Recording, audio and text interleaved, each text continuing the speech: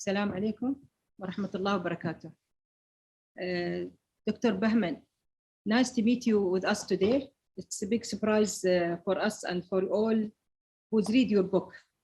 I think. Thanks for having me here. Thank you. Summer, and she make it, and thanks for her to be today with us, and also the translators, Dr. بشار. and مرحبا فيكم، أهلا وسهلا جميعا فيكم. اسمحوا لنا إذا كان في أي خلل، لأن بين دائما حضورنا الواقعي والافتراضي دائما شوي نحصل في صعوبة. الأخوة والأخوات أصدقاء صالون الملتقى الأدبي، مرحبا بكم في أمسية جديدة من أمسيات صالون الملتقى، نتشرف فيها بمناقشة رواية رؤيا صوفي للكاتب بهمن شكوهي، التي تتعرض لحياة الإمام أبي حامد الغزالي المعرفية بصورة مشوقة، انطلاقا من أجواء الطفولة المبكرة من أحد قرى مدينة طوس إلى أقصى الشمال الشرقي لإيران، وأسفاره لتلقي العلوم والمعارف في جرجان ونيسابور وباقي حواضر العالم الإسلامي شرقاً. حضورنا الكريم، ترصد رواية رؤيا صوفي التحولات والتغيرات التي اعترت حياة الغزالي نتيجة ارتباطه بالسلطان ملك شاه وتعيينه سفيراً له، وفي الوقت نفسه تؤرخ العلاقات المتشابكة في بلاد دولة السلاجقة وما نتج عن اصطدام الفقيه بالسياسة من مشكلات قادت الغزالي للعزلة والتصوف في دمشق. كما تتعرض الرواية في جانب منها لظهور الحركات الباطنية وما اتسمت بها من تطرف وعنف.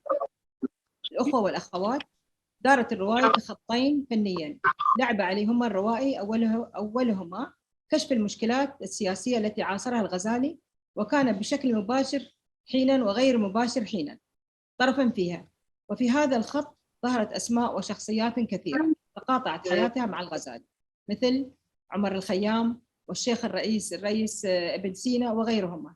أما الخط الثاني فهو حياة أبو حامد الغزالي نفسه كابن وكطالب علم، ثم كأستاذ ومعلم وفقيه وزوج ووالد.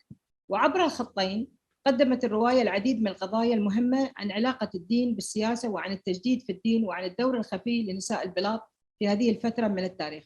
وكثيرة هي الاقتباسات التي سنحملها في عقولنا بعد قراءة الرواية، حيث يقول بهمن شكوهي فيها مثلا: إذا احتك الدين بالسلطة فلن تصير السلطة متدينة، بل الدين هو الذي يفسد.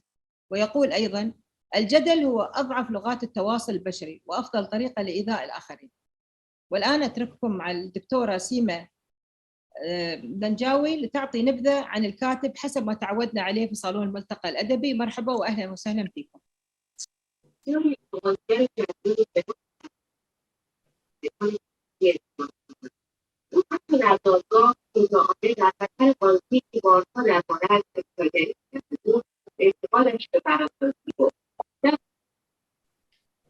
Okay, good evening, everybody. We are honored today to have with us the writer and the translator and the publisher, actually, with all thanks to Dr. Sahas that she made this possible for us. So I'm going to be presenting the writer in the beginning in Arabic, and then later on in Arabic, the translator, and then we will get to discussion.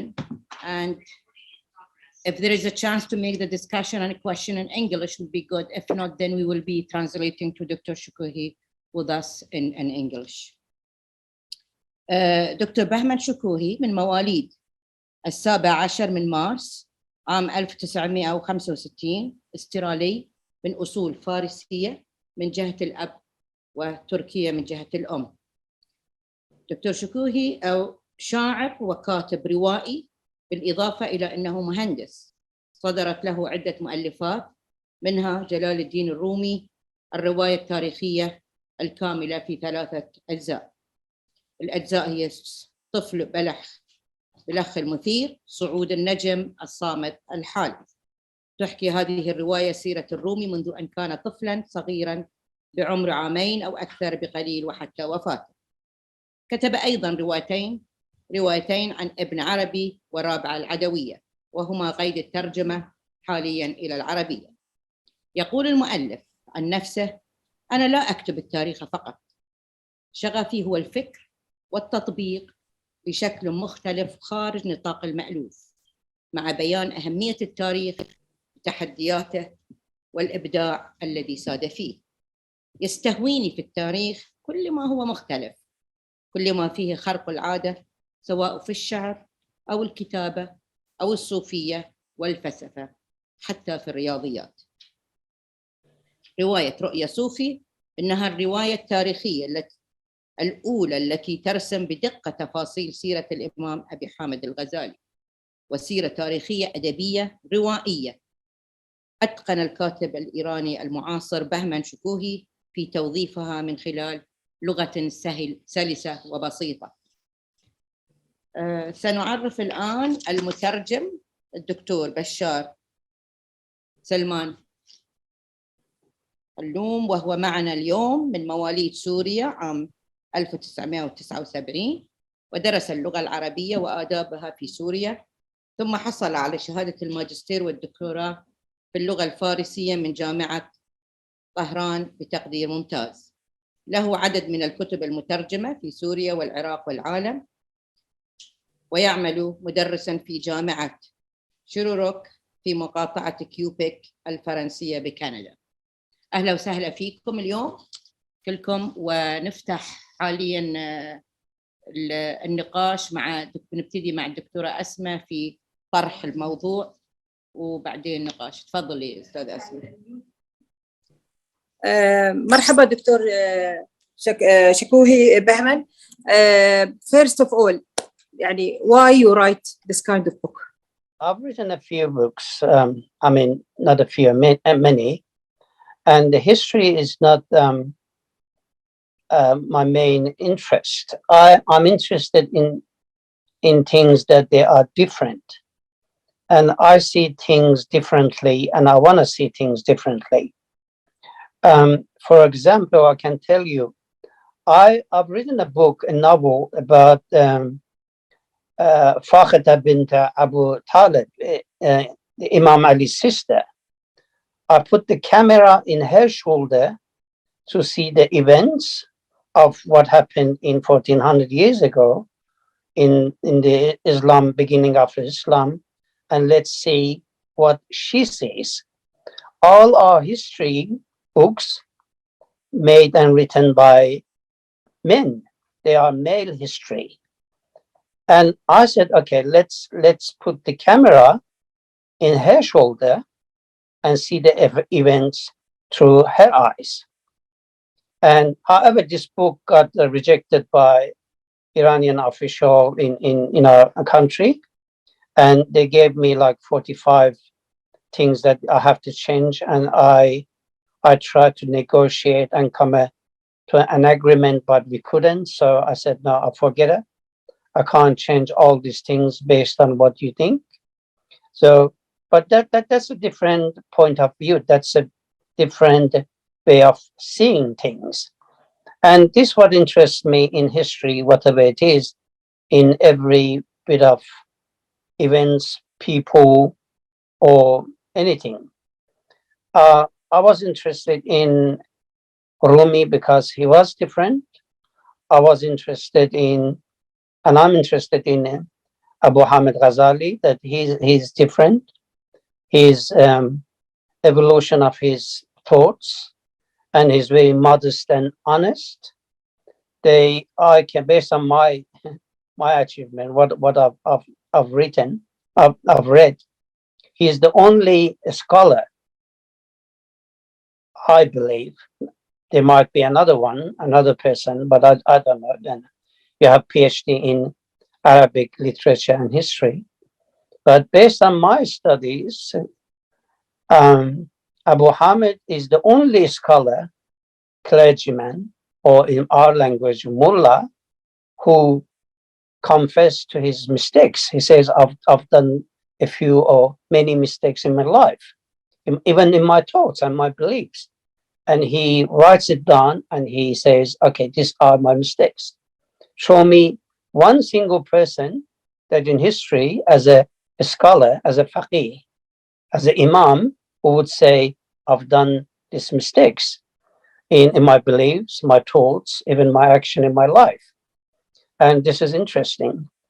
And the other thing that interested me in Imam Ghazali is, in my country, in Iran, we have street names for Imam Fakhr Razi, we got the biggest name in Tehran called Fakhr Razi, or other famous like Attar or whoever, but we don't have any street name for Imam Ghazali. And I said, why? Why is that they kind of dislike him and they don't like him? So I said, okay. But when you go to the history doesn't discriminate. And a writer, and let me say, I don't call myself a writer, but a storyteller, I'm a storyteller. A storyteller doesn't discriminate. So for me, his life, his evolution of his life and his thoughts was very interesting based on the history facts. That book is a history. 80%, 85% is history and 50% is a fiction. That you can make it interesting for to read, to follow. You have basically, there are 100 books about Ghazali or Rumi or whoever, but the academic very research. My mother doesn't read them, but my mother has read this book 3 times. He reads over and over again because he likes the story and he finds it interesting in a way. So I talked too much. Thank you, Dr. Bهمن. I think we will do as usual what we do in our discussion between the group. Now we will start with Dr. Jamila. تفضلي. مساء الخير والنور والسرور. أحيي الكاتب المبدع العبقري في هذه الرواية التي تفتقت عن عبقرية إنسانية قيمية فذة. والرواية يقال عنها تاريخية، لكن أنا أراها سيرة ذاتية للإمام أبو حامد الغزالي، تزخر بالسردية ذات الروح الفلسفية والهوية الوجودية، كما تعكس إشارات خفية سياسية لتاريخ المنطقة بذكاء وحرفية عالية للكاتب. تناولت الرواية عرض الكثير من القيم والمفاهيم من زوايا مختلفة، مثل الرغبة، الحقيقة، الدين، السلطة مثل ما قالت أسماء، والحياة والموت، والحب والرغبة والجشع، والعلم والوهم والحقيقة. الراوي نفسه هو الغزالي، وسطر روايته وهو في عمر 50، وهذا عمر النضج دائما يكون عمر الوعي والحكمة، وهو بنفسه قال أنه وصل إلى بصيرة في صفحة 15. الآن تقرؤون كلامي هذا في الدفتر، يكون قد مضى أكثر من نصف قرن على عمري معتكف في المسجد بدمشق في كتاب اسمه عبور الخط. مثل ما قال الكاتب، حاسب نفسه وقال أنه كثير من الأمور لو رجع به العمر إلى الوراء كان سيغيرها. بالرغم من عدد الصفحات الكبير، لكن أجد الرواية كانت ممتعة، لأن هناك عوامل نجاح لهذه الرواية العبقرية. من أكبر عوامل نجاحها في الرواية الترجمة، حيث جاءت سلسة ورائعة. والغريب في الأمر أنه الكاتب يعيش في أستراليا والمترجم في كندا، والجمهور القارئ من مختلف أقطار الوطن العربي، وهذا هو مفهوم الفكر المستدام الذي يبث التوقد الذهني والمعرفي خارج النطاق الجغرافي للنص.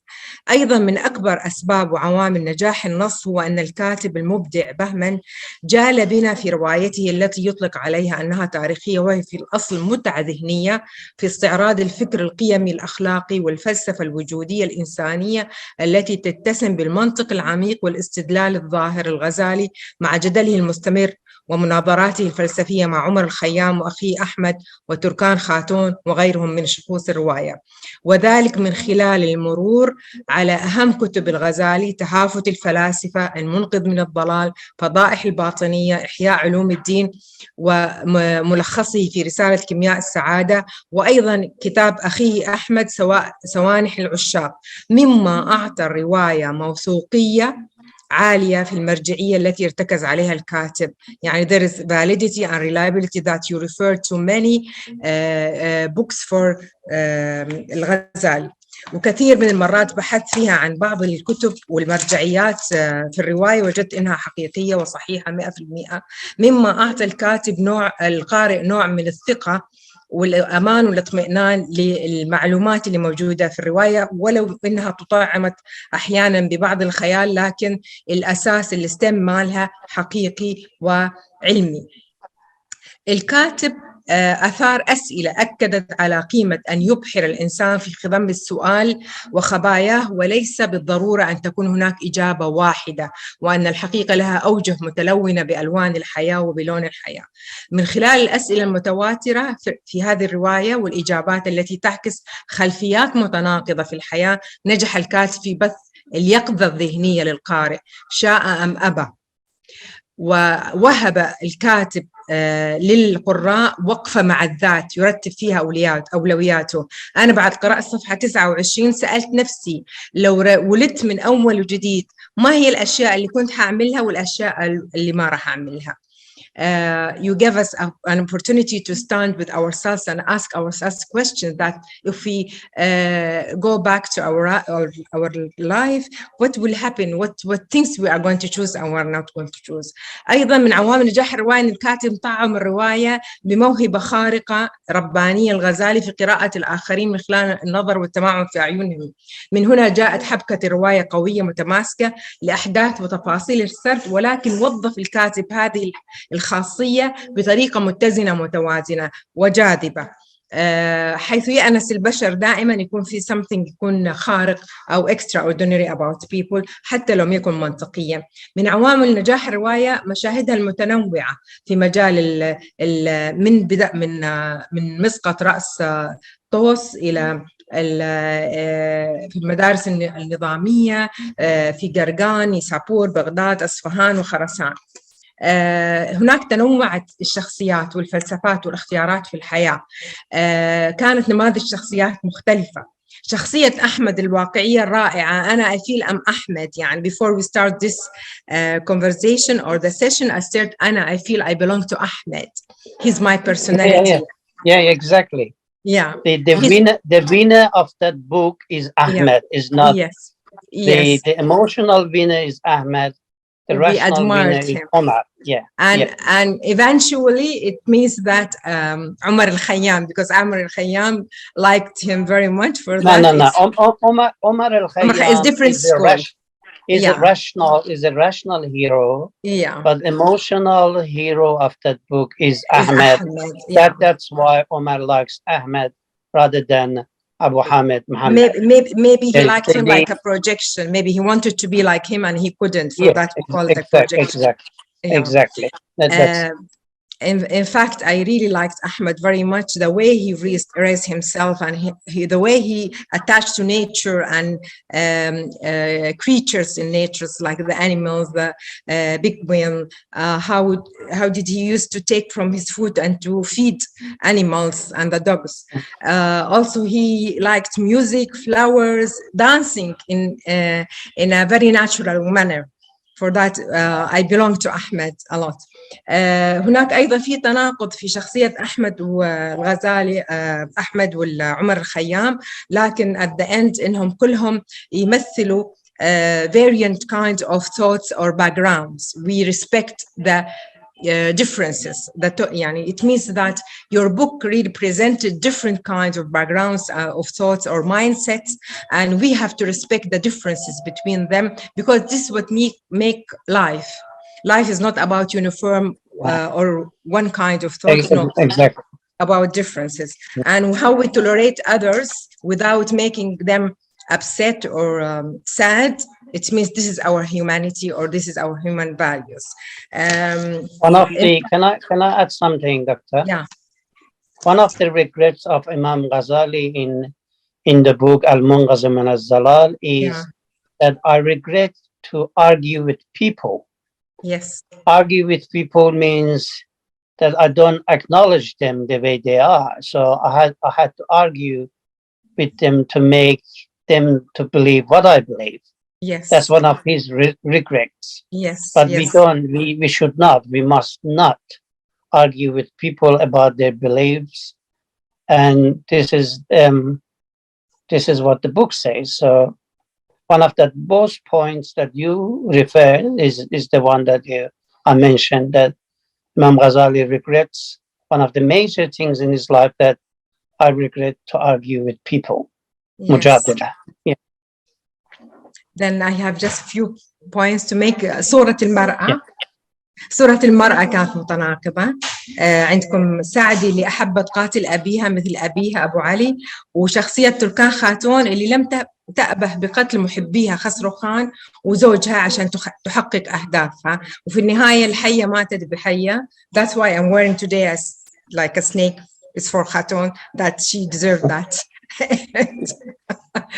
Okay.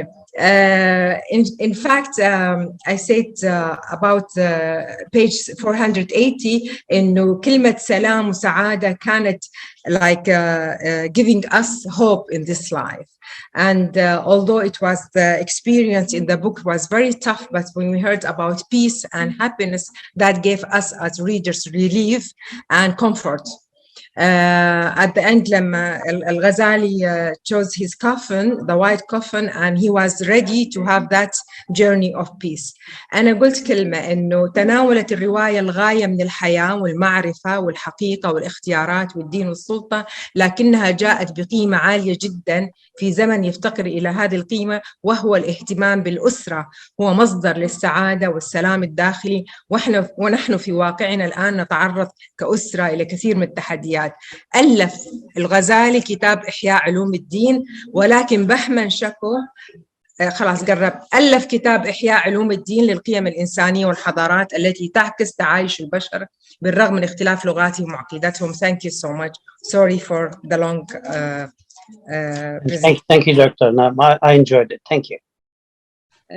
دكتور بهمن، الرواية فيها كثير من العبارات الأيديولوجية، فيها حقيقة، فيها حكمة، فيها عابرة للزمن والمكان، تعبر في كل السياقات. الرواية تطرح علاقة الدين بالسلطة، تدخل الحوار بين العنف والكراهية، التصوف في الحياة الدنيوية، العلاقة بين الماضي والحاضر، الزمن التاريخي المرتبط بالفترة اللي تناولها القصة، والزمن الحاضر الذي نحن نعيشه. العلاقة بين الرواية التاريخية والشخصيات المعروفة في التاريخ. أجاد الدكتور بهمن في كل الشخصيات الموجودة، سواء بشخصية الملك أرسلان أو نظام الملك، عمر الخيام، الغزالي، إمام الحرمين، تركمان، الخليفة العباسي وغيرهم. الصياغة في الرواية، تعدد الأصوات، اللغة والحوارات كانت من ضمن القضايا المهمة اللي تعالجها الرواية. تجربة العقل والتجربة الصوفية والمشاعر. في الرواية فيها كثير من الأصوات، وكل صوت كان له دور مهم، سواء شخصية أحمد ولا عمر وأبعاد الغزالي. دكتور بهمن، الرواية يعني فيها رحلة، يعني ممكن تعتبر من أدب الرحلات، السفرات اللي سافر فيها إمام الغزالي، الدول اللي مر عليهم، الثقافات الموجودة. إذا ما أخذنا الجانب الديني، فيها الجانب الثقافي في المناطق اللي مرت فيها الرحلة، يعني سواء من ناحية مثل ما قالت جميلة النباتات، طريقة الأكل، طريقة العلاقات الإنسانية الموجودة. الرواية تحمل كثير من المشاعر الإنسانية، وأنا أتصور يعني الرواية نجح البهمن في إنه يصور لنا ويجسد الفترة الحقبة التاريخية، بحيث يحس كل واحد أن هذا التاريخ موجود، إن نحن قاعدين نعاصر نفس الفترة التاريخية.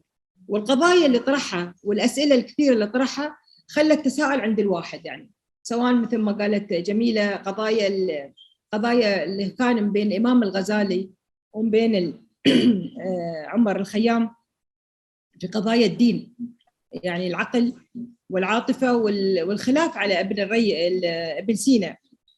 يعني أنا أتصور الرواية قدرت تجمع كل القضايا المهمة اللي نحن نعالجها حالياً، يعني اللي هو سيطرة الدين وتدخل الدين في الحياة، أو إذا تحول السياسة إلى دين. الرواية فيها كثير من الثنائيات، فيها التواصل والعزلة، فيها العقل والقلب.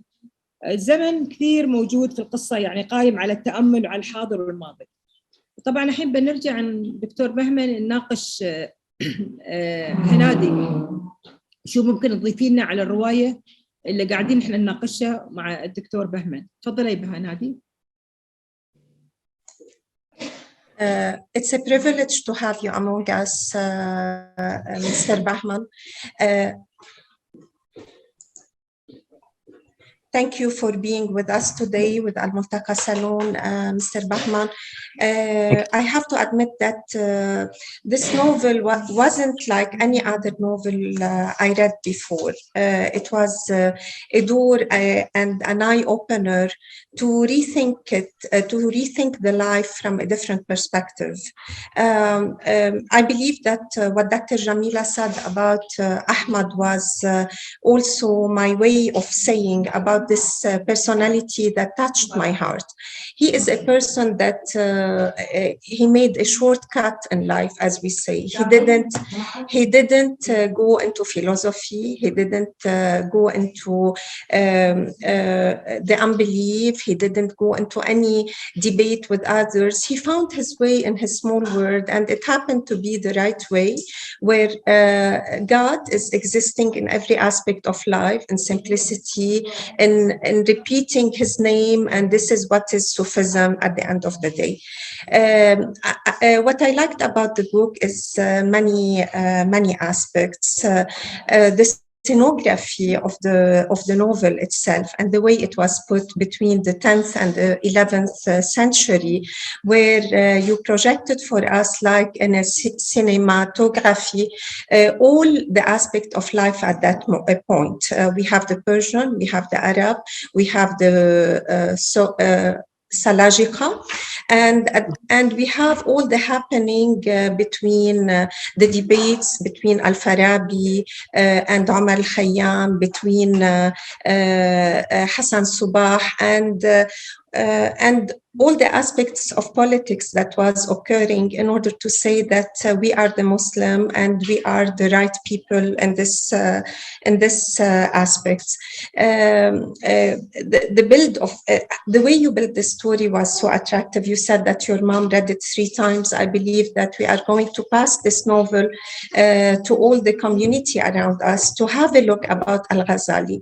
I was so much afraid to discuss this book because I've never had the chance to dig deep into Al-Ghazali or to pretend that I know about him in any way or any means, because no matter how much we dig, we continue to miss a lot of knowledge, like Omar al-Khayyam said, and like the way when Al-Ghazali looked into the eye of Omar al-Khayyam to see what's inside of him, and he found a lot of roads and a lot of houses, but no road and no house has a door to lead to what's inside of it. And this is how knowledge is all about.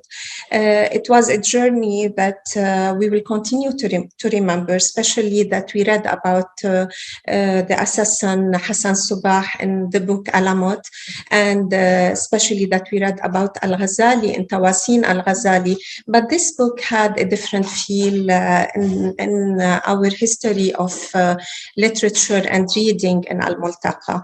I would like to thank you for opening many doors for me to go and dig into more reading and more research to know more about this era that was flourished and that was really an era, a golden era, as you described it in the book. Thank you so much. Thank you very much. Can I just say something? Yes, please. Yeah. As you like the Ahmed Ghazali, I wish you could read his book called Sabanah al-Ishq.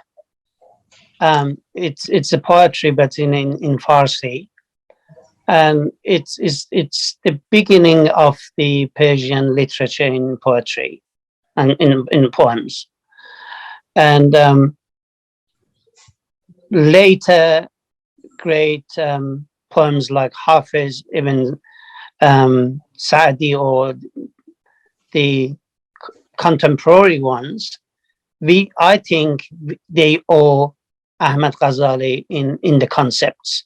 He's a Sufi. Ahmed Ghazali is a Sufi, but his concept in his book is a base of most of the poetry for Hafiz or the others.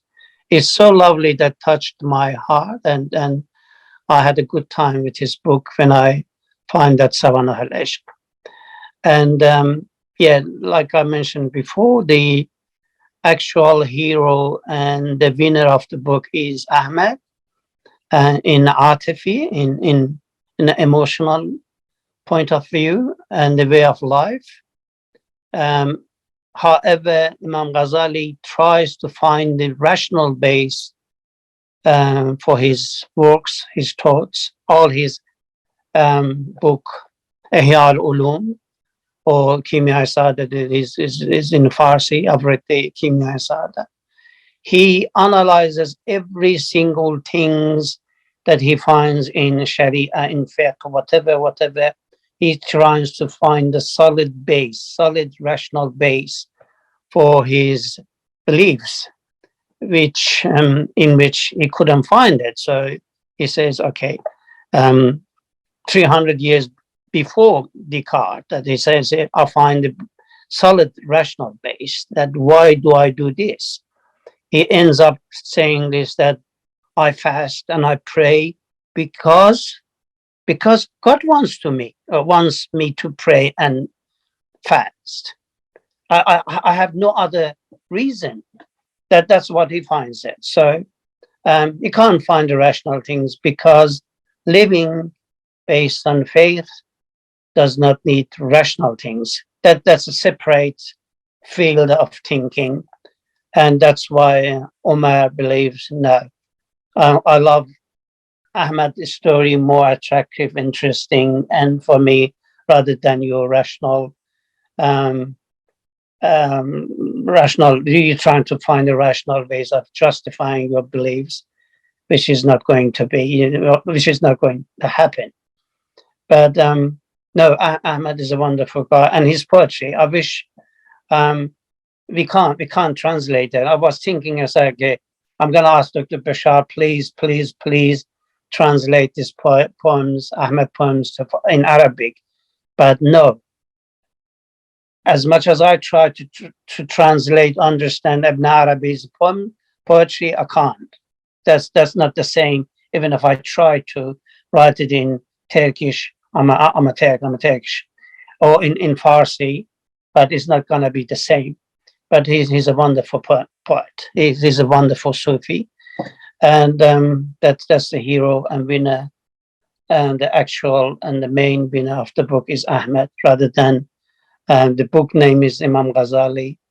But his dreaming of life, he's making sense of that life, is more attractive for Omar and for me as well than any other ones. Omar doesn't have anything rational ones. He doesn't believe. He says no, doesn't have a sense. Life is meaningless by itself. We give that meanings. We try to make a sense. We try to make meaning to the life. That's Omar says in his poetry and his beliefs. He's a scientist. He's a rational, pure rational guy. But he likes Ahmad's story. Omar says afsana. Afsana means a story. Or we try that the effort that we try to make sense of life, and says no, everyone says it's a story and passes and dies and goes. These all are equal in telling. We all are equal telling the stories of life. That doesn't matter. An Australian Aboriginal, a Hindu, a Muslim or Christian, we try to make a sense of life. They all are equal. None of them is better than the others. Yeah, they just another way of seeing this summit, this mountain. You see from this window, this point of view, everyone sees a different way. They're all right and they're all wrong. None of them is perfect, and none of them is has the whole answer. But the story of Ahmed and Sufism and being content and enjoying his life in a simplicity way is the key. That's what the Omar says. Just enjoy your life. Be content. Not like having fun. No, just relax. Enjoy it. Don't try to make find a sophisticated meaning of that life. No. First, what's the meaning of forest? What's the aim? What's the purpose of creating forest? Forest doesn't have a purpose. The itself is a purpose. You say, the forest is to give us fruit, or no. It's just a system that it says. It just creates when all these items comes together, forests exist. We do exist, but we just try to be content and enjoy our life as much as we can. And we tolerate the rest and the others. That's the meaning of life. And that's the irony of existence as well. Thank you so much. Yes. Thank you very much. Thank you هنادي. Thank you دكتور بهمن. دكتورة هنا، تفضلي دكتورة هنا، عندك سؤال. مرحبا، مساء الخير. مساء الخير دكتور بهمن. I wanted to ask you, please, if, the main lesson that Al-Ghazali said to us at the end of in this book or in all his books, that he was disappointed by the politicians, and that he realized maybe he trusted them at the beginning of his life, but he realized that the main thing is to cultivate people first, and don't trust a lot politicians, because politicians, they will not, I mean, we should start by the knowledge and not going to see politicians. Am I right or not? Yeah. Imam Ghazali is an academic person. All his efforts and his in his school was just analyzing the rational way of thinking. He's an academic person, but he makes a mistake, and he confesses. He says in his book that I regret to join the Sultan, that power system, the politician. And this is a mistake, because you go there and you get involved in their system and their beliefs, and there is no morality in the politics. There is no right and wrong. It depends. It depends which side or what benefit you get from an action. But in rationality and in fiqh and in the religion, it is very certain. He believes in nas, the origin, the base, and the things. And it doesn't say it depends. No, wrong is wrong, right is right. This is nas says this is wrong. Stealing is wrong. Killing is wrong.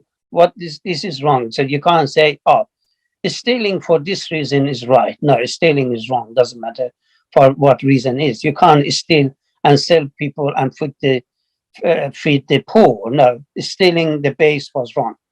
And he makes these mistakes. He joins the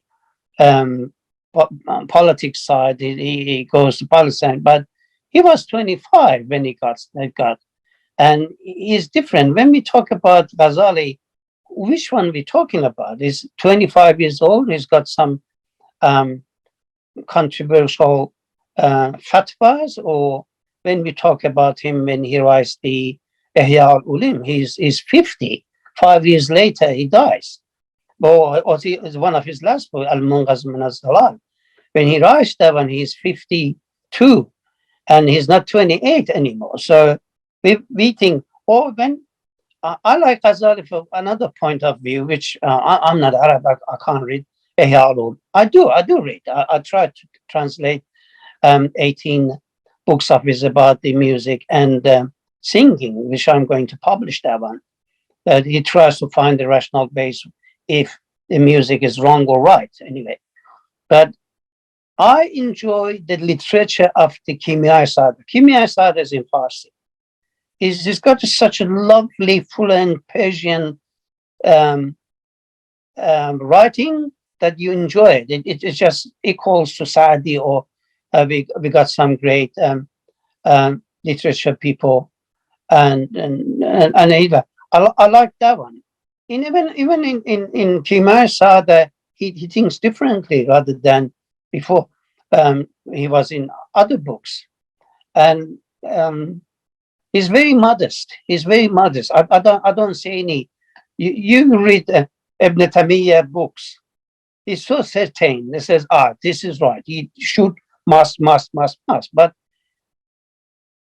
in Ghazali books, in Kimar Sada, not I haven't read his younger age books, but his very mother says that this is possibility, this is possibility, this is possibility, and the way he thinks, and even his algorithm. I've done a bit of law here.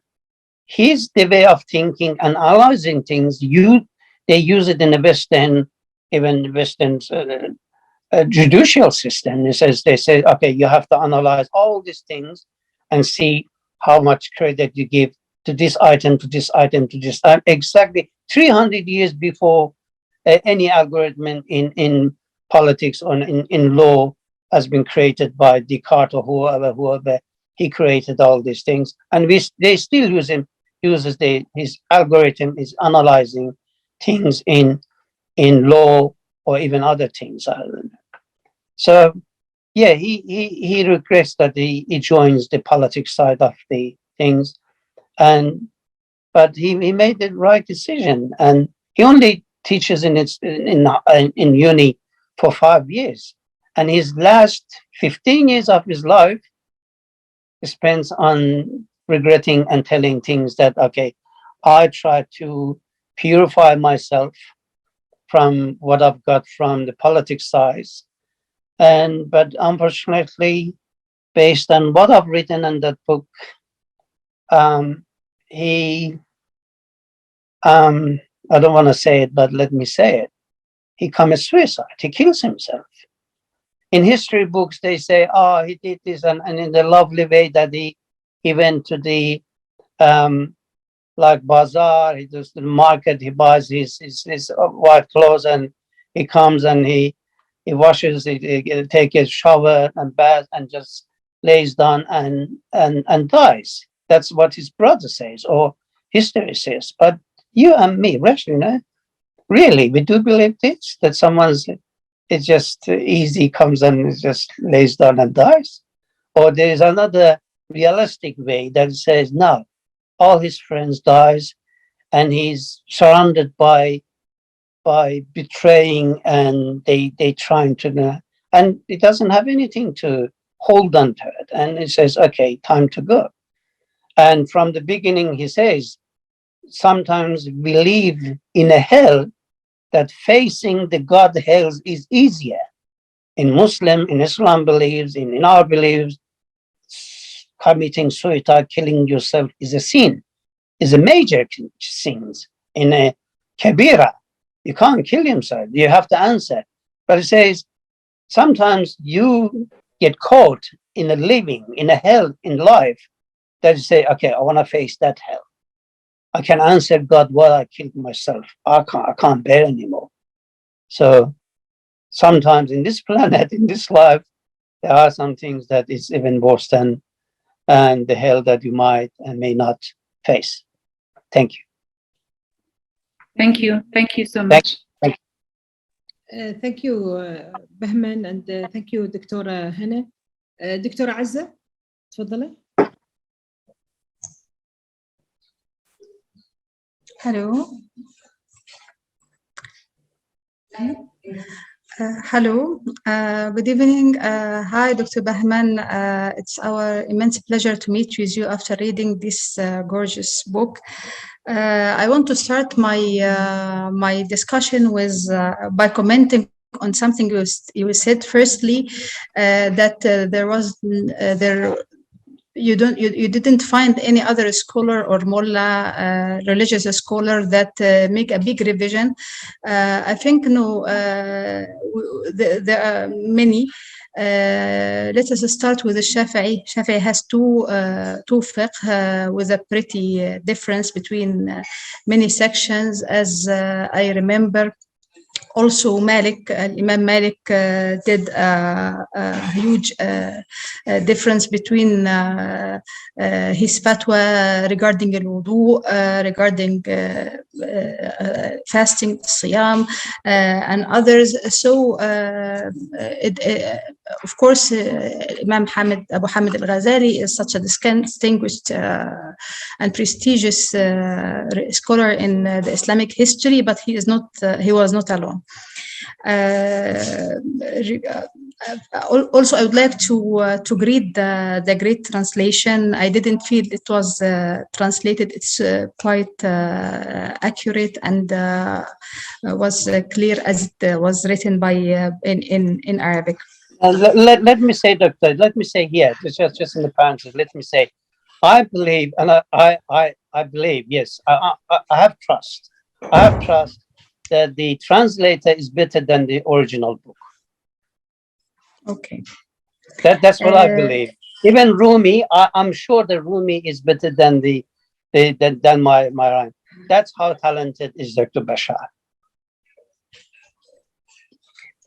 Regarding the detailed life of Abu Hamid al-Ghazali, I didn't find it pretty clear his spiritual journey from being a fiqh scholar and big teacher and chair actually to be a Sufi.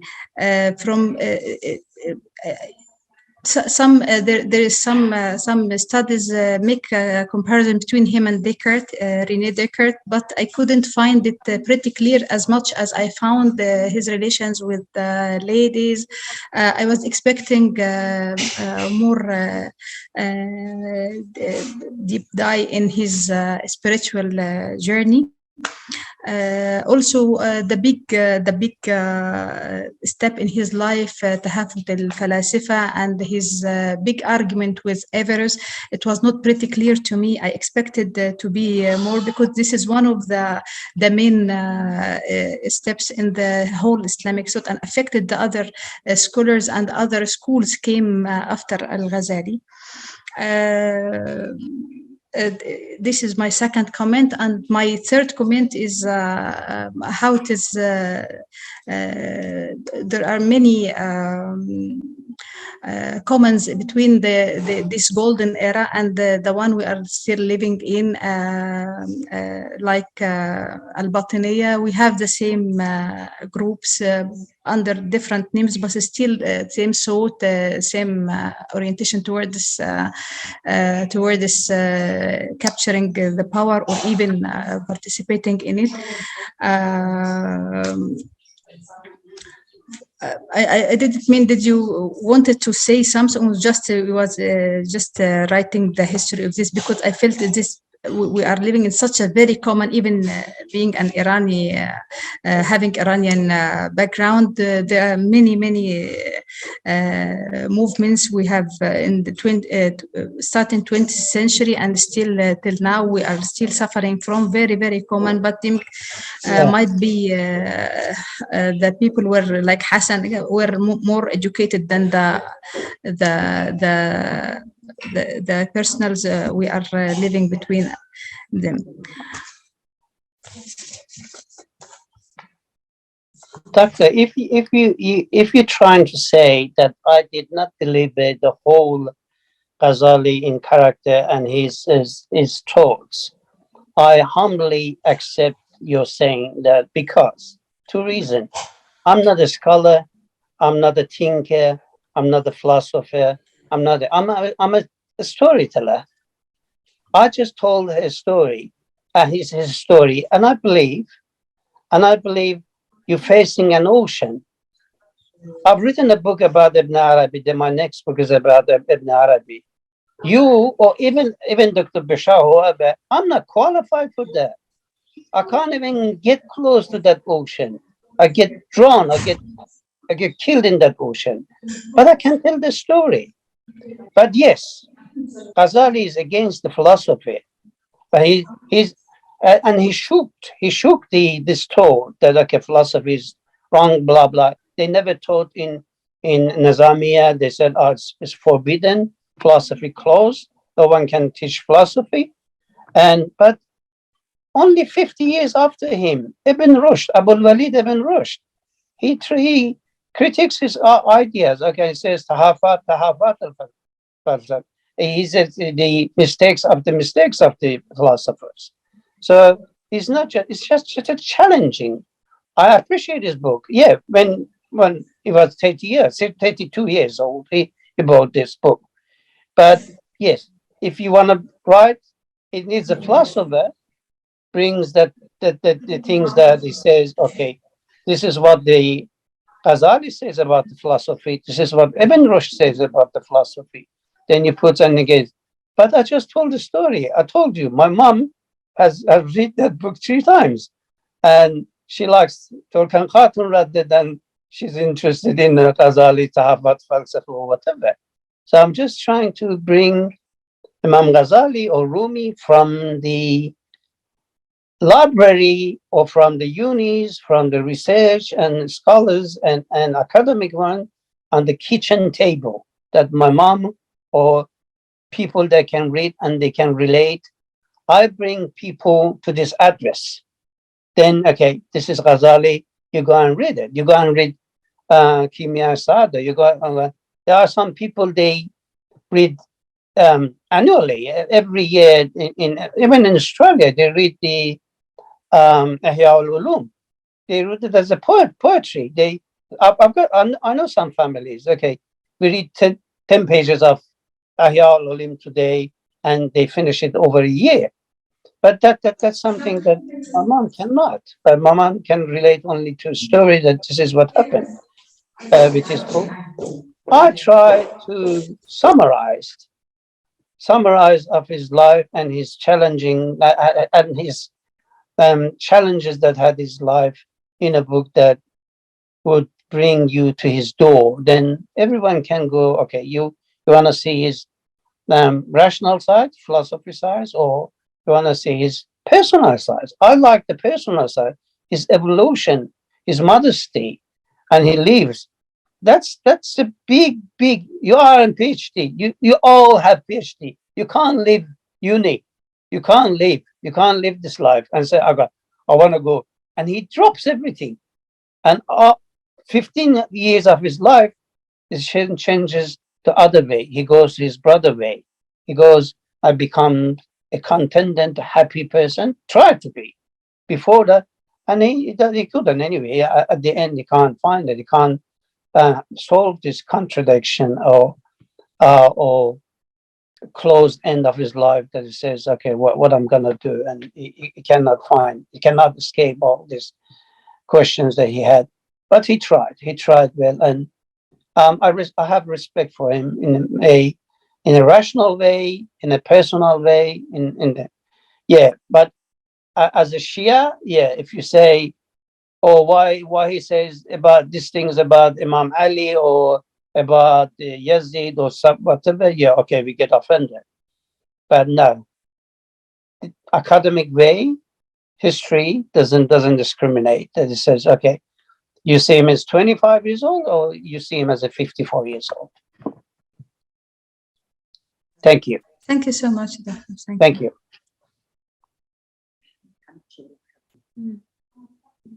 Thank you, Dr. بهمن. عايدة، عندك ملاحظات عايدة على الكتاب؟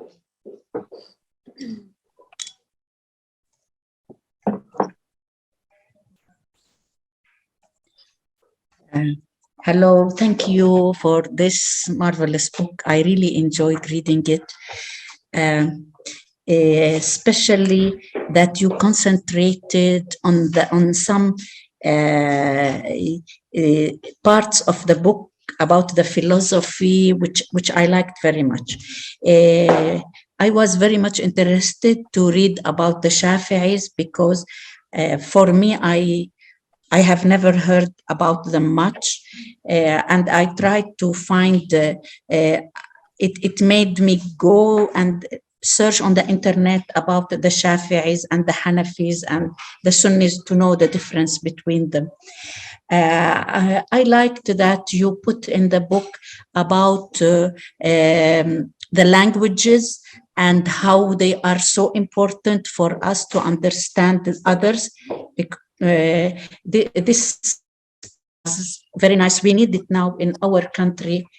I like when you said that the philosophy, he was asking him why you are not, the philosophy is forbidden to be in the curriculum of the schools. I liked how you emphasized on the al-halal wal-haram and the power, which is still now the same with all the politicians, that once you are you have the power, then no halal, nothing will stop you of doing anything. I liked a lot how you wrote about Omar al-Khayyam, which our friend Dr. Jamila, she said that she's Ahmad. I told her I'm Omar al-Khayyam, with all the way that he thinks about life. You wrote it and it was translated in a very easy way for us to understand his philosophy in life. The most intelligent I liked how you were person. saying about the truth and how you can change it as you want. With time, it will change everything. Really, I liked the book, but I found it a little bit long. I would have preferred if it would have been shorter, little bit, so that the ideas that you want them about Al-Ghazali and about Omar al-Khayyam, that I wanted them to be more concentrated and not about the story of the haram, like those ladies in the harem. And thank you very much for this book. Thank you. شكرا عايدة.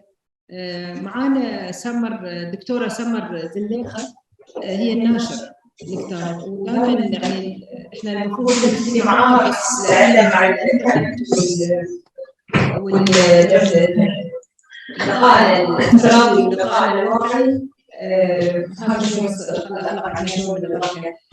دكتورة سمر، ما شاء الله عليك، يعني احنا بدينا اولا هنيك على هاي الدار الجديده. تسلمي، الله يخليك، على اختيارك الكتب الجميله الرائعه. تسلمي. ونحب نعرف الدار، يعني بالنسبه للروايه اللي نحن قاعد نقراها الحين عن رؤيا صوفي، ممكن تعطينا رايك في الكتاب لو سمحتي؟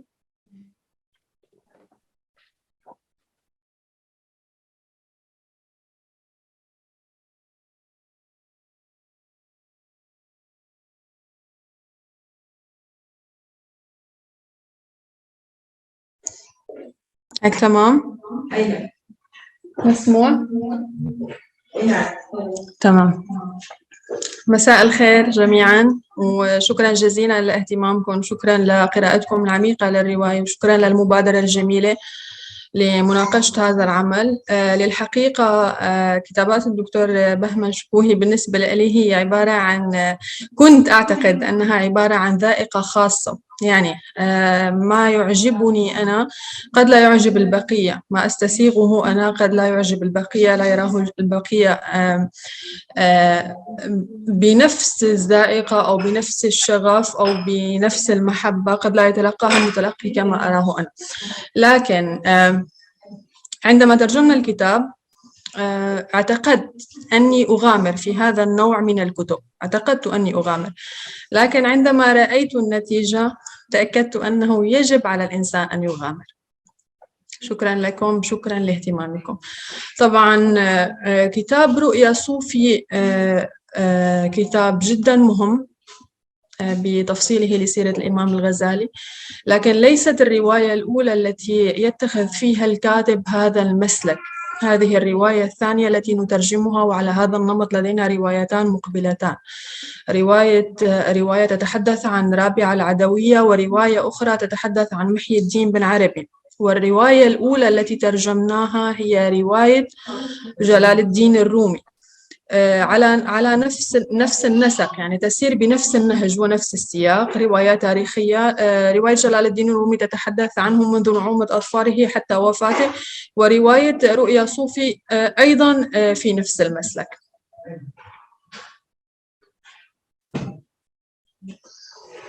سؤال آخر؟ يعني مشكورة دكتورة يعني لقائك اليوم، وقدرتي تحققي لنا اليوم في وقت قصير أن نلتقي بالدكتور بهمن، ونلتقي إن شاء الله بالمترجم. وطبعا هنيك على هالاختيارات الجميلة، وخصوصا نحن في حاجة إلى كتب مهمة يعني. واتصور ان الدكتور بهمن ما شاء الله عليه من خلال الكتابه اللي رؤيا صوفي، وان شاء الله بنقرا رابعه العدويه وبنقرا الكتب الثانيه. بالنسبه لنا كمصانون الملتقى الادبي نحن فخورين بهذا الكتاب الجيد وبهالنوعيه من الكتب الصادقه اللي الخلط بين التاريخ والواقع يعني. مشكوره دكتوره سمر، وما قصرتي. ومعنا الأخت الدكتور. يا مرحبا حبيبتي. يا مرحبا سعدية. يا مرحبا سعدية. مساء الخير يا جماعة. Good evening. I really like your book very much, but I have a question for you. The title of the book, رؤيا صوفي, it refers to what? To what Imam Ghazali saw in Sufism, or to what people see in Sufism? And otherwise, I like very much the discussion between Ghazali and Hassan Sabah. When Ghazali wrote a book, فضائح الباطنية, Hassan Sabah, he complained about this. How can you write a book about our fadaih without taking our opinion, without discussing this matter with you? I'm going to write a paper just to answer your book, this book. I just want you to explain to me the title of the book, please. Thank you. Okay. I'll make it short. This has been answered in the book as well, but you can find it. Omar, the most intelligent Persian individual in our country, says everyone has his story of making sense of life. The life does not have meaning by itself. The people, they gave meaning to this life. But everyone gives his own meaning to this life. A king gives his meaning of his life. A king's dream of his dreamland is ruling the whole area without any objection, and settled and peace and no war, and just this is a king dream. A scholar, a faqih, how they see this? He says, okay, my dream and my roya means dream. You know, my dream land or dream life is everyone acts, behaves based on fiqh, based on nas, based on God's will, and whatever is in the books, in our book. And other people, but how a Sufi sees the life. A Sufi dreams and says, okay, what I'm gonna see in life, how I'm gonna see this life. That's a dream of a Sufi, roya Sufi. Everyone has his roya, his dream for life, or his story for life. That's what I find the name Roya Sufi. The Sufi sees life the way my grandfather sees the life, see the life. And it was different with other people, like say a king, a politician. Khaja Nizam is a politician.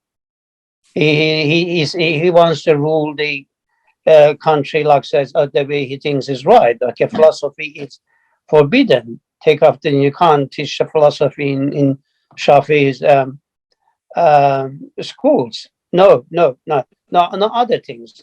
Only he agrees the other sect of Islams can be the school, but at the end it says no other schools, no Hanafi, no Hanbali, no only Shafi'i, and he turns the whole schools to the Shafi'is. But that's the politician things. It's whatever suits him in the time. That's how he says. But Sufis is a different way, and Omar, the most intelligent, rational person, likes his story, Ahmed's story, the Rؤيا Sufi. That's what if he says, if I choose to one of these stories, I choose not Abu al-Fath, not Abu Ali, not Abu Hamid. I choose Ahmed Ghazali. I choose his story is more acceptable. I can't say rationally acceptable. I says, okay, I choose his life. So he thinks better, is more emotional. I would say, not even poetic, say emotional. It's more artificial. Yeah. That's the name of the book comes. Thank you very much. Thank you very much. Thank you, Doctor. Thank you. Thank you, دكتور بهمن. معانا الدكتور بشار. شكرا. معانا الدكتور بشار. يا مرحبا دكتور بشار، كيف الحال؟ تحياتي لكم. تحياتي لكم. Hello, doctor. Look at you. هاي سلام حسن أول شيء. Look at you, you younger doctor. يا مرحبا دكتور بشار. أولاً دكتور بشار نشكرك على الترجمة. شكرا على الترجمة الراقية. العفو. وأنا سعيد وفرح بتقبل أي ملاحظات أو أي شيء حول الترجمة. شكرا على الكتاب الجيد وعلى الترجمة. صراحة يعني ما كان في فرق بين الكاتب والمترجم، كان دائما الإحساس أن نحن كأنه بشار اللي قاعد يكتب، يعني نخلط بين بهمن والدكتور بشار مع حفظ الألقاب طبعا دكتور. الإحساس موجود، التفاصيل كانت موجودة بالرواية، المعنى يعني قدرت توصلنا إياها بطريقة عميقة، يعني بطريقة يعني يمكن نادراً ما نقدر نحصل مترجم يقدر يدخل بالنص وكأنه هو يعني يكتب النص. يعني هل دكتور أنت عندك خلفية عن هالمواضيع، عن المواضيع الصوفية وعن موضوع الإمام الغزالي وعن التاريخ نفس الحقبة التاريخية، بحيث أنك أنت تقمص شخصية بهمن بدون ما تتقمص شخصية الغزالي وعمر الخيام يعني دكتور؟ طبعا تحياتي للجميع، أحييكم من كندا، وطبعا الجو بارد نوعا ما. طبعا الكلام طويل. أنا درست في إيران الأدب واللغة الفارسية. أنا يعني أنحدر أيضا من جو عرفاني صوفي عريق جدا. درست الأدب العرفاني والأدب الفارسي، أدب عرفاني وصوفي بدرجة واسعة. أدرس دائما الأدب الصوفي والعرفاني، حتى فيما يتعلق بهذه الرواية، حتى أني شاهدت وأشاهد أيضا عن حسن الصباح وتاريخه وعن هذه الأمور. ولدي اطلاع واسع على الأدب الفارسي وعلى جلال الدين الرومي، إمام الغزالي، عمر الخيام. طبعا ترجمت له مقالة، أنا أول مقالة ترجمتها ونشرت في سوريا في مجلة المعرفة كانت عن عمر الخيام، رباعيات عمر الخيام. كل ترجماتي تقريبا يعني في هذا الجو العرفاني والصوفي. وأنا أقرأ طبعا الرواية أو أي كتاب، أقرأ الكتاب قبل أن أقوم بترجمته. دكتور، بأي لغة كتبها الدكتور بهمن؟ روايته باللغة الفارسية. باللغة الفارسية. نعم، وأنا درست اللغة الفارسية. طبعا بقيت في إيران أكثر من 10 سنوات على أساس تترجم بالرواية. دكتور، من خلال قراءتك يعني أنا حسيت عن حسن الصباح. نعم، يعني نعم. أول واحد ينصف حسن الصباح، مع أن الحداثة صحيح. التاريخ يعني مثل قرينا ألموت وقرينا كثير إن حسن الصباح بالمفهوم مختلف. يعني أنا مش فاهمة ليش دكتور بهمن عطى حق لحسن الصباح إنه يقدر يتصرف هالتصرف، يعني تحول إلى إرهابي بمفهوم الحالي يعني، أو الفدائيين بحكم السلطة والنبذ صحيح. يعني ما أعرف، أنا أول مرة يتغير مفهومي في هالرواية. صحيح. هو يعني مختلف. صحيح. طبعا هذا الأمر ينطبق على حسن الصباح وعلى أشخاص، وحتى على، نتكلم بشكل صريح، على فئات أو مذاهب أخرى. طبعا حسن الصباح له مكانة كبيرة عند الإخوة في الطائفة الإسماعيلية، نعم. هو له مكانة كبيرة هناك، وهم ينظرون له بكل احترام. ولكن مع الأسف بعض كتاب التاريخ دائما ينقلون بشكل سلبي، حتى أن هناك مسلسل تلفزيوني سوري أعتقد يتكلم بشكل على أنه كأنه قاطع طريق، دائما يقوم بالغزو على المدن وسرقة الناس وإثارة البلبلة في الأسواق. لكن في هذا الكتاب نعم هناك نظرة منصفة نوعا ما، وحاولت أن أظهر هذا الأمر. دائما هناك حوار يعني لطيف بين الإمام الغزالي وحسن الصباح، ودائما محاولة لإظهاره بأنه يعني لم يكن مجرما، لم يكن قاطع طريق، لم يكن كان يقدم رؤية معينة، كان له أفكار معينة، وأنه كان بالمناسبة ربما يهاجم السلطة الفاسدة، وكان يدافع عن الناس والمظلومين. هو أقرب كما يقال لروبن هود في الأدب الغربي. صحيح هذا الكلام. نعم.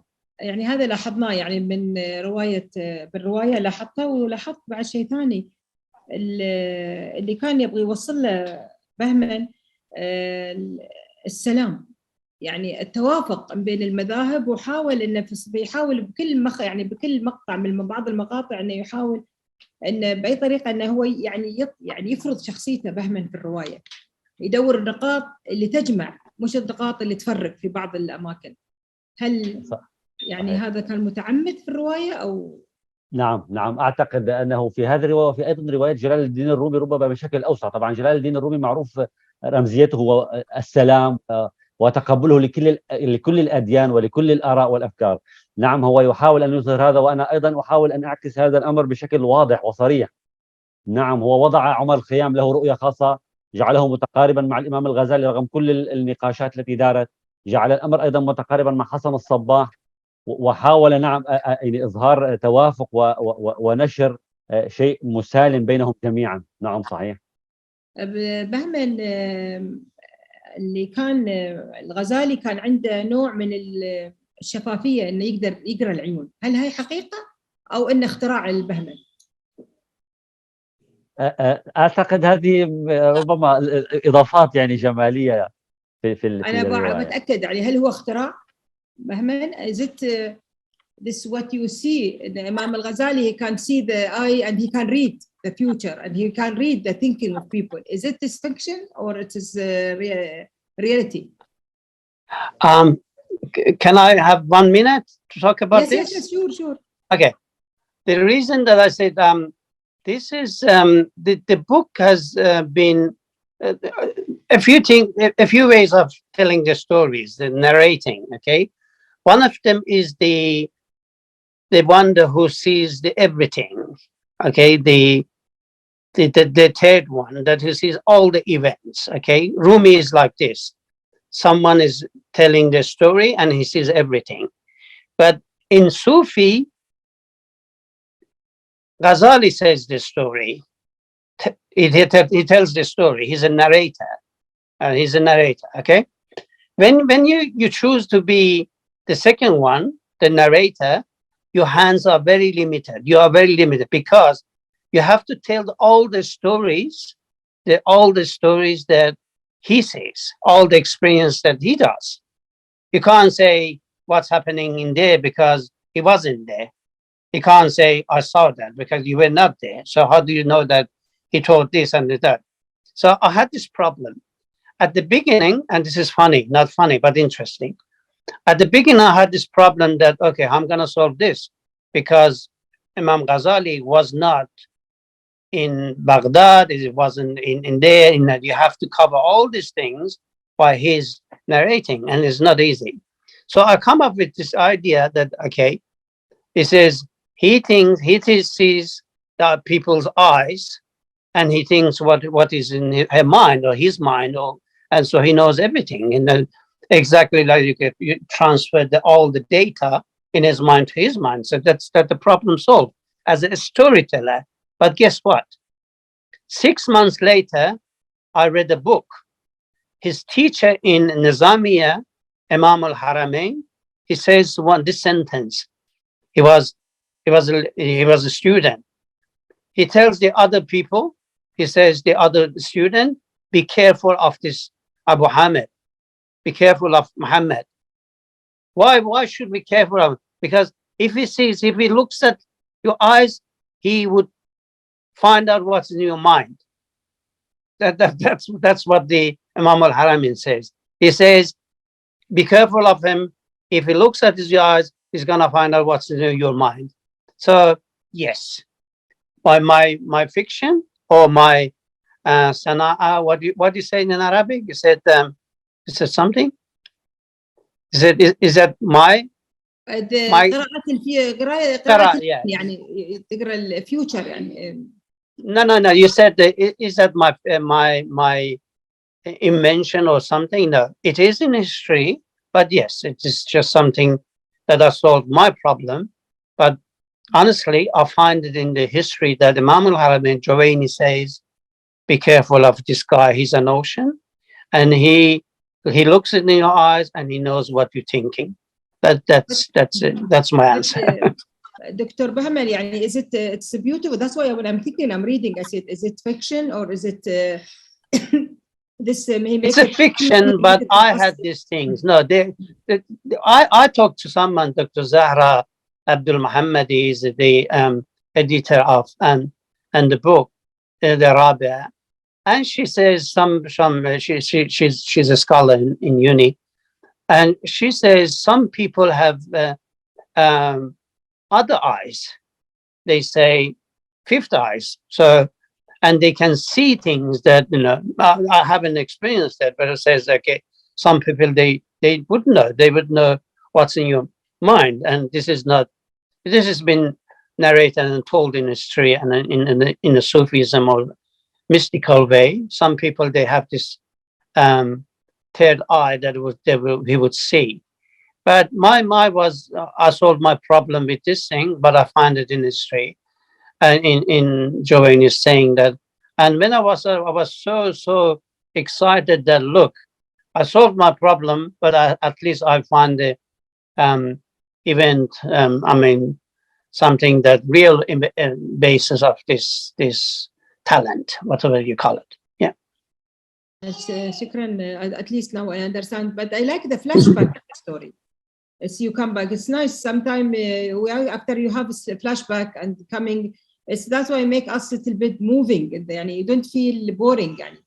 Yeah, that's I like the way. Yeah, then you would love the Ibn Arabi Sahat Khiyal, my book, that you would confuse and you get to say what's happening in this ocean. So that's the technique in storytelling that doesn't let you go to sleep. There's some linear events of something, but this is just something. But no, that would half reality, half fiction, whatever you call it. But yes, at least solve my problem. Thank you. And solve your problem and make us happy. Thank you. دكتورة سيما تفضلي. Hi everybody. Actually, I would like to thank you for both of you actually for attending the session with us. It's 2 days ago, which I started to contact Dr. Samar, and she made this happen. And of course, with the bridging the gap between all these countries, you are in Australia, which is 2 a.m. and Dr. Bashar in Canada at 12 p.m. And we are here in the middle of the day or near the night. So it's really grateful to make this happen. Thank you very much. I have actually a few questions. I won't add in the front of all my colleagues that added. I definitely loved this book. And I feel that the book actually, from being background of Persian, you actually bridged a lot of gap between the Persian language and the culture and between what we have here in Arab world. Having said that, I actually tried to find, before I contact Dr. Samar, I tried to find some biography about you, and unfortunately I couldn't. So I was going through the publisher and to find out some more information about you and about the translator. And really, I feel that you're really humble, that you don't put much about yourself.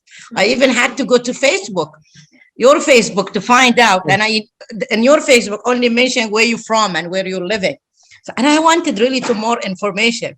And I sent a message on the Instagram for both of you, for for you and for Dr. Bashar, to please send me some more information. But unfortunately, both of you are busy that I don't feel you had a chance to see that. And I was lucky to see Dr. Summer, to contact her so she can contact you, both of you. And I really, again, I say I appreciate that, make this happen within short notice. My question here, I had to go to some interview looking in the Iranian language. I tried to translate, Mr. Shukouhi, because about your interview, it was in Persian. And the thing which interested me, for me as a being engineer, and you are engineer, that always you went through the logic with a combination of the fantasia. I mean, in one of the interviews, you mentioned that you put the history in a word that based on a lot of document, and you did your searches within 4 months, and you start to document within 4 months, or within 1 year and a half, you did this book, or 2 years, I don't remember. But having said that, you specified that everything you wrote down, it was based on the document. So my question is here, actually, is it with continuation of the Mrs. Asma's question, is it really he had Ghazali had a 6 senses, or he had a reading of the right? This is number one. Number two, we go to the question, is the novelist is a historian, or the history, because this is a subject that we've been discussing it in the group a lot of time, or the historian actually, he make the novel? Is it the novelist who can make a good history that can people read and come to their mind? I mean, as you mentioned, which is a very way in a sentence, that you want to make it available to the people that even in the kitchen can read it. That's really, I mean, the second question, with the bridging the gap with the translation, I would like to see, because with the CV of Dr. Bashar, unfortunate, we give a brief about you were not there in the beginning. You studied in Tehran. So how was there the translation between two guys? Because I believe one of the strengths also in the book is also the translation was good, because it reached to us in a way that we could understand it easily. So I don't know, again, I want to thank you all. And I feel there is a lot of things in the book that is really, I mean, make you sense and refresh your back, and you will start to think how you really love. From beginning of the book, you think, okay, this book will be affecting me. Not only but it will affect me emotionally, but it will affect me solely, because from perspective, I mean, like first thing I read about on page 29, which says, I wish I realized after 50 years of my living this basira, that I had this basira to know what I'm going to be doing. And that make you flashback really, I mean, if we knew what we had to do or how it goes in the life, there are a lot of things you'll be not doing it, for example.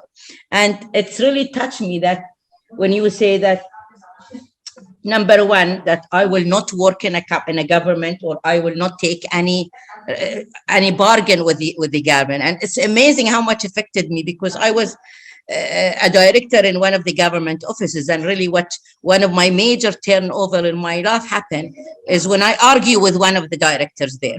So it's really touching book. Thank you very much for giving us this great book to read. And yes, I would like to hear some of points from both of you. Thank you very much. Okay, can I begin? Yeah, can I say? Yes, تفضل دكتور. Yeah, okay. For the sense that the Ghazali has, I told you that was a problem, but I find something that I could justify, that he might have this talent, that he would see things, and is not something unusual for those people. And you know, he's a genius.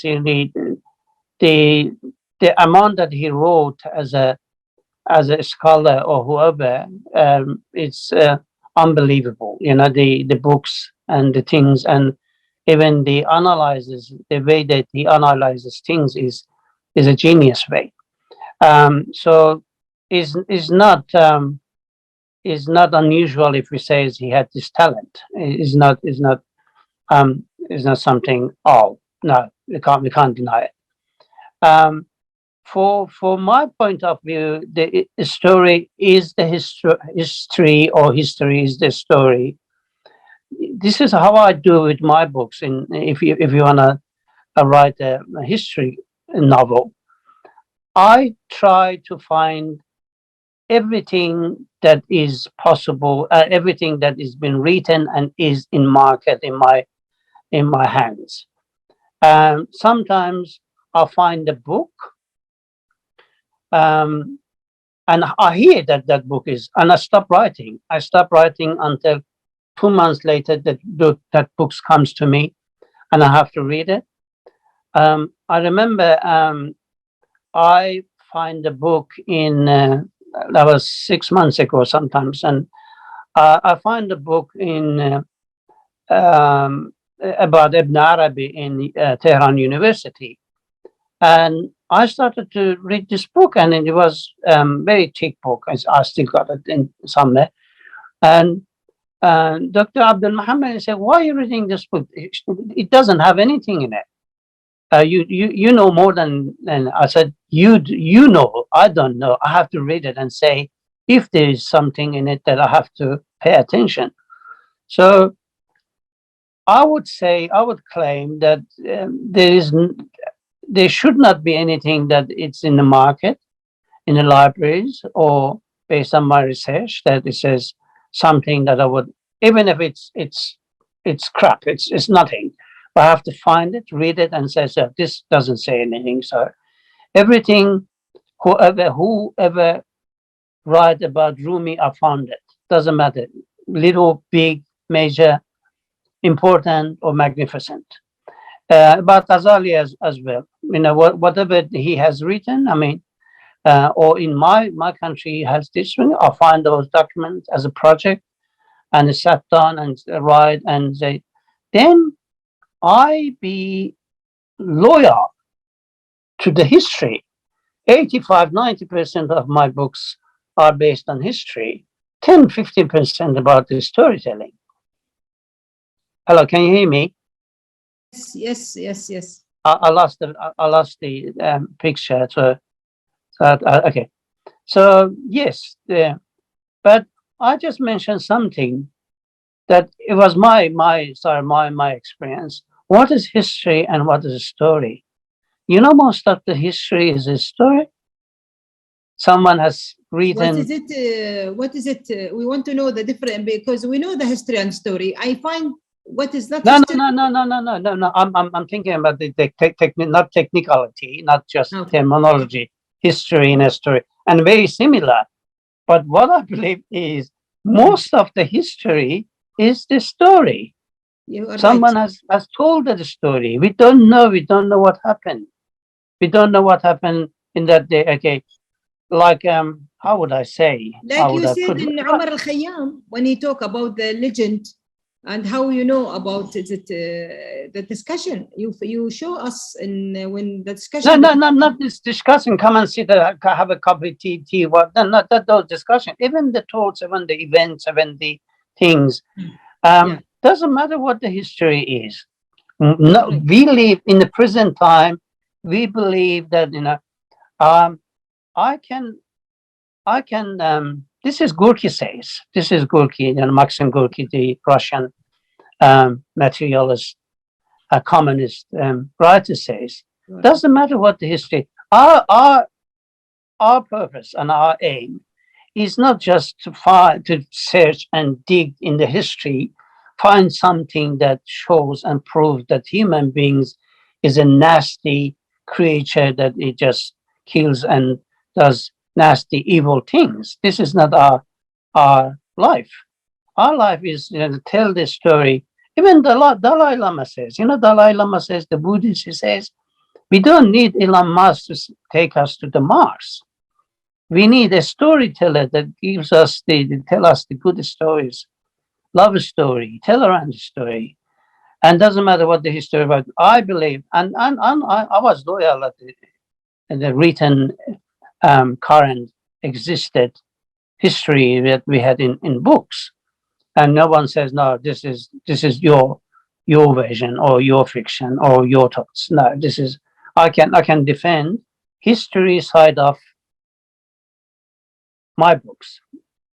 Again, the history side of my books is still a story being narrated by whoever, say Tabari or whoever that you can find it in history, or I can name lots of people that they were writers and they told their story, and you never know which one is it. But for me, it doesn't matter. For me, is if the message of the book is tolerant and finding the satisfaction of life and being happy, and that matters, not what has happened before 1400 years ago.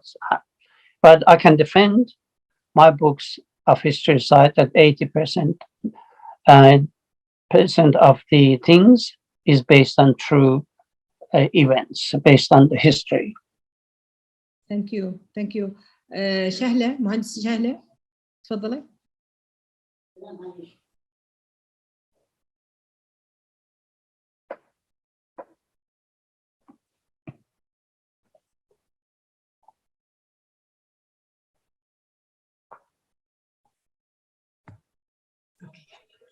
السلام عليكم.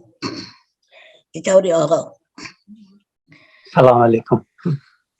مشكور على هذا الكتاب، تعبت فيه وايد.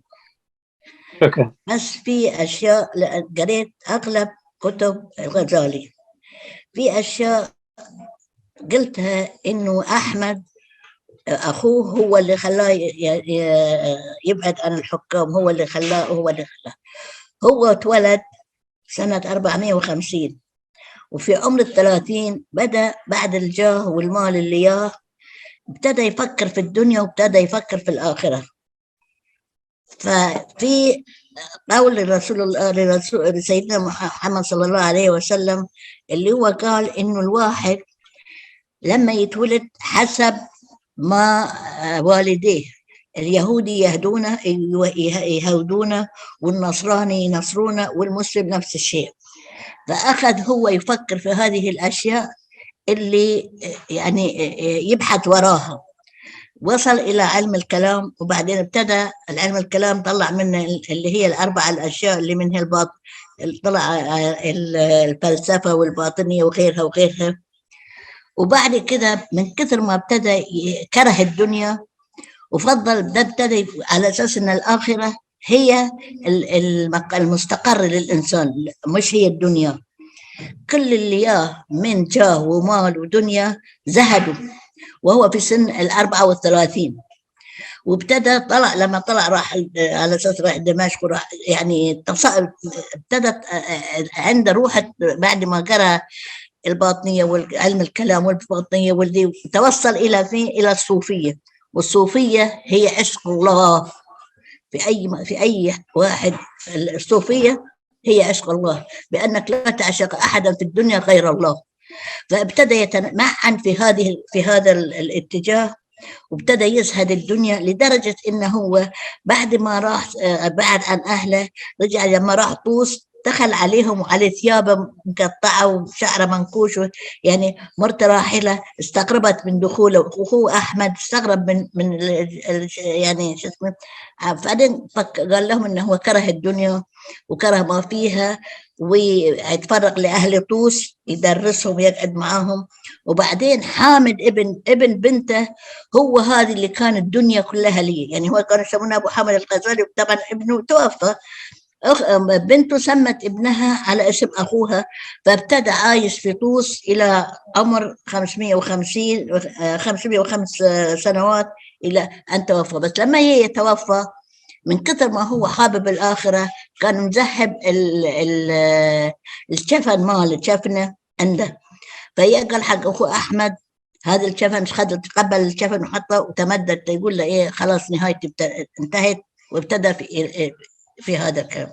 فأنا أشكرك لأنك بحثت كثير جدا جدا. وفي سؤال بالنسبة لي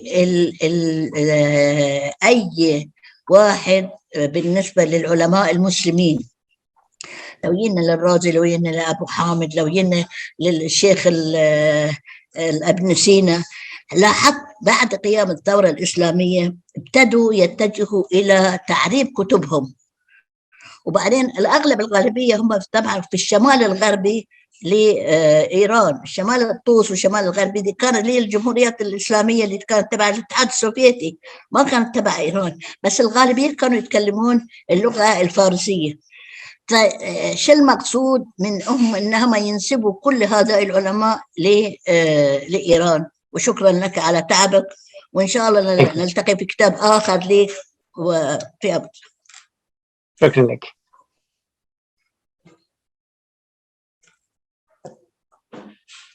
شكرا شهلة. عندك سؤال شهلة؟ لا هذا اللي قلت له، ما عندي شيء. اوكي. عندي سؤال واحد بس، عندي الشكر لك انت لانك تدورين وتبحثين وتتعبين ان انت تبين لنا احسن الكتب عشان تقضين مخنا بيها. شكرا لك يا مغنمة الغالية. دكتور بهمن, sorry, I think the difference between the time you are midnight. It's 4 o'clock. Yeah, that's I feel regret for you. No. I enjoyed this. Thank you very much. No, please go on. The time and Summer, Dr. Summer, she worry about you. She look at her watch and No. Don't worry. No, this is not every day. This is not every year. This is not. No, this is once a lifetime. لا مشكور الله يخليك. مريم عندك نقاش؟ مريم المهيري.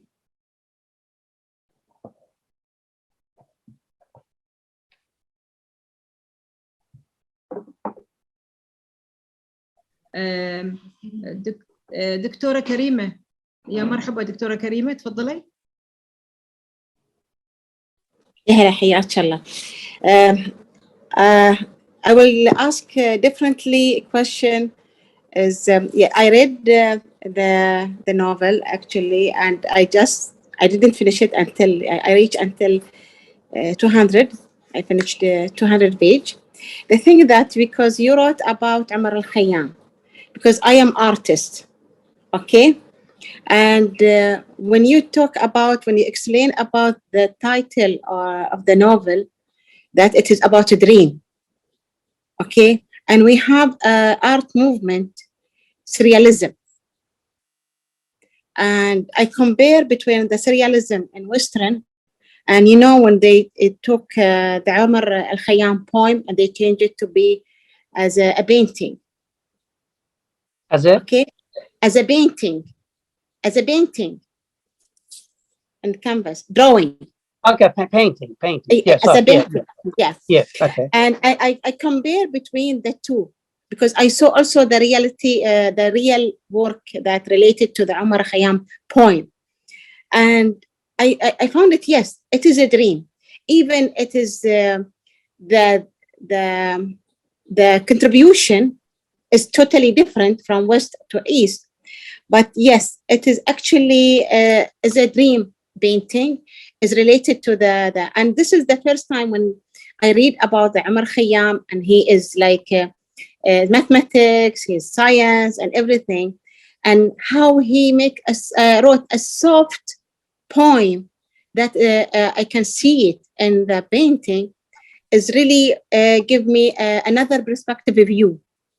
Thank you for that, actually. But my question to you, did you consider about this kind of things when you wrote about the point about this novel? Did you see the painting? Did you see the artwork that it is related to the Umar Khayyam poem or no? I've got my own idea about Umar, and I believe he's the most intelligent individual as a Persian person. So so we don't have. He's a scientist. He's a mathematician. You know, and he's not a poet. He's not a poet at all. So, but he writes things, and someone says he's not emotional at all. But he likes this. And we only got 18, 20 poems that this says absolutely belongs to him, but the rest we got 140 poems that they say that's his him. But the scholars believe that okay, only 18, 19 poems belongs to him. He's a scientist, he's a rationalist, but his doctrine, his idea was his life is not practical for public. Because we can't promote his ideas in public. Let me make this example. Life is a game. Let's say it's a game, okay? It's a soccer game. When you play games like a soccer game, the rules in the game are man-made. There is no absolute things. You can't hold this one. You can't shoot. You can pass back. There was a time that you can send the ball back, to your goalkeeper. Now, no, it's a foul. You can't send it back. They said no, wrong. Just shoot at the front. You have to pass to the front. But so all the rules are man-made. We know at the end that the soccer is a game. It's not serious things. We create it to get ourselves in practice and in excitement. But you know how many billions dollars they spend on the soccer? That this is how serious it is now. But at the end, we know that it's a game. Okay, if it's a game, you can't have a coach. Okay, and come and tells to the members of the team, the players, hey, this is a stupid game. This is only game. Stupid. Why are you killing yourself to get a ball through this goal or something? These things. This is stupid. Doesn't make sense. It's a man-made. No, this coach is not gonna get anywhere. But you need a coach comes to the team and says, we are gonna kill. We're gonna be proud. We're gonna do some proud things, and we're gonna do this and big and make it very real. If someone says this is a game, is not gonna get you success in this game. Life is a game. Yeah, but for a public, you should tell, no, this is not a game. This is real things. Khayyam says this is a game, and you can't tell public this is a game because everything just collapsed. All moral bases collapse, and not everyone has his mind. Not everyone is intelligent as he is. Not everyone is Omar Khayyam. Not everyone is a mathematician that he can create. Some people, they need some simple answer, yes and no. In Africa, every morning, there is a tribe. Every morning, some people, they come, ask a guy, are we going to hunt? The tribe, the head of the tribe, he says, go this way. He says some stone on the floor and looks at the stones on the floor and things and says, this way. Then the tribe, the hunter, the warrior goes this way. What's the reason? There is no, how could you find out that you have to go this way, not that way, or not that way? But they don't care. They just want a way to go. And they ask that guy, and that guy position is send the stone on the floor and give them a simple answer. Today, this way. Tomorrow, this way. Well, whatever. People, they need simple answer. They don't need sophisticated answer. But Khayyam, Omar, has got a sophisticated answer. But we as a public, my mother, she needs a simple answer. This is good, this is bad, this is things. And then you can't differentiate with sophisticated idea of Ibn Rushd or Ghazali or Omar. This is what I believe about. Yeah, but he's wonderful. Yeah, he's artist as well. He's artist. Because if you know that he's an artist, try to tell a poem. Write a poem. Then you would say, no, this is not. If you want to say that Rumi is a genius, try to write like 6 lines of poetry. And he wrote 60,000 lines of the poetry. If you know that Ibn Arabi is genius, try to read his poetry, then they would know that he's someone who writes poetry. He's got a very talented a gift of power of mind. Thank you. شكرا بهمن. في صفحة 100 في صفحة 30 كنت سلطان المجادلات، وقد وصلت في هذا الفن إلى مكان خشي فيه الجميع الاقتراب مني ومناقشتي. كنت سيد ميادين المناظرات بلا منازع، وقد بلغت شهرتي الآفاق شرقا وغربا. لم أكن أعرف في تلك الأيام أن هذه الشهرة التي كانت تجلب لي اسما ورزقا وجاها هي في الحقيقة حجاب أقيمه حول قلبي، وآفة تنهش روحي من الداخل وتدمرني من دون أعلم. الجدل هو أضعف لغات التواصل البشري وأفضل طريقة لإيذاء الآخرين. كنت غير مدرك أن لغة الجدل والنقاش بهدف تهذيب النفس وبناء الإنسان السليم ليس سوى لغة لكناء لم أكن على علم بها، وكنت كلما هزمت أحدا في الجدل والنقاش أقصيه بعيدا عني إلى الأبد. ولم تكن مجرد معركة كتاب ومدرسة، وأولئك الذين أغضبتهم في الحياة من خلال الجدل تخلوا عن صداقتي إلى الأبد وغادروا حياتي. الحياة هي من أجل عثور على أشخاص، والصداقة من الخلائق في هذه الدنيا، لا من أجل طردهم بأداة النقاش والجدال. والأمر الآخر أن استفادتي من نصائح السلاطين والأمراء كانت قفلا كنت قد وضعته على بوابة عقلي، ومن دون أن أعلم ذلك كان آرائي ومعتقد تميل إلى التأكيد. يعني حبيت هالفقرة في الكتاب.